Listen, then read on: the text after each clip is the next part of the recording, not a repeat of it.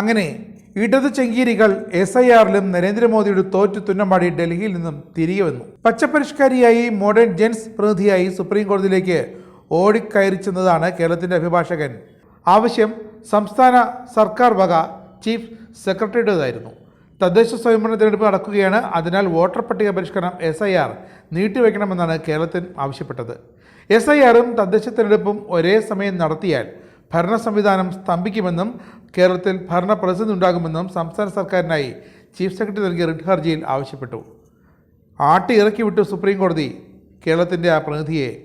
കേരളത്തിൽ SIR കണക്കെടുപ്പ് വന്ന ശേഷമാണോ ഭരണപ്രതിസന്ധി ഉണ്ടായത് എന്ന് സുപ്രീം കോടതി ചോദിക്കാതെ തന്നെ ചോദിച്ചു. ഇനി ഭരണപ്രതിസന്ധി ഉണ്ടാക്കാൻ കേരളത്തിൽ മറ്റൊരു വിഷയവും ഉണ്ടായിരുന്നില്ലേ എന്നും സുപ്രീം കോടതി ചോദിക്കുകയുണ്ടായി.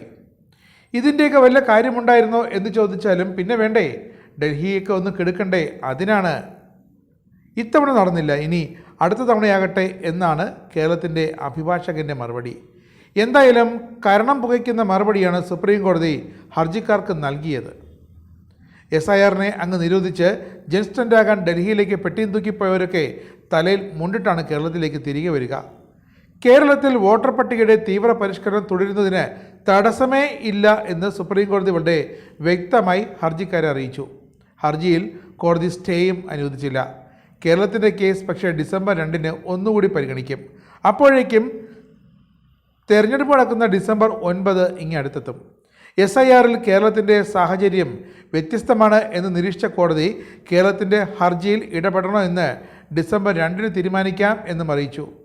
കേരളത്തിൻ്റെ വിഷയത്തിൽ തിങ്കളാഴ്ചയ്ക്കുള്ളിൽ സത്യവാങ്മൂലം നൽകണമെന്നും സുപ്രീം കോടതി ഹർജിക്കാരോട് നിർദ്ദേശവും നൽകി. കേരളം ഇതെന്ത് കണ്ടിട്ടാണ് ഇങ്ങനെയൊക്കെ ചെയ്യുന്നത് എന്നാണ് സംസ്ഥാന സർക്കാരിൻ്റെ ഹർജിയെ സുപ്രീം കോടതിയിൽ എതിർത്ത കേന്ദ്ര തെരഞ്ഞെടുപ്പ് കമ്മീഷൻ ചോദിച്ചത്.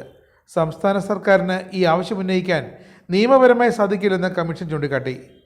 എന്തായെങ്കിലും തരത്തിൽ തടസ്സമുണ്ടായാൽ തെരഞ്ഞെടുപ്പ് കമ്മീഷനാണ് കോടതിയെ സമീപിക്കേണ്ടതെന്നും അങ്ങനെ ഇരിക്കെ കേരളം കാട്ടിയത് അതിബുദ്ധിയാണെന്നും കമ്മീഷൻ സുപ്രീം കോടതിയെ ബോധ്യപ്പെടുത്തുകയും ചെയ്തു. എന്തായാലും രാഹുൽ ഗാന്ധി ഒന്ന് പോരാടി തോറ്റതാണ് കേന്ദ്ര തെരഞ്ഞെടുപ്പ് കമ്മീഷനോട് ഈ വോട്ടർ പട്ടികയുമായി ബന്ധപ്പെട്ട്.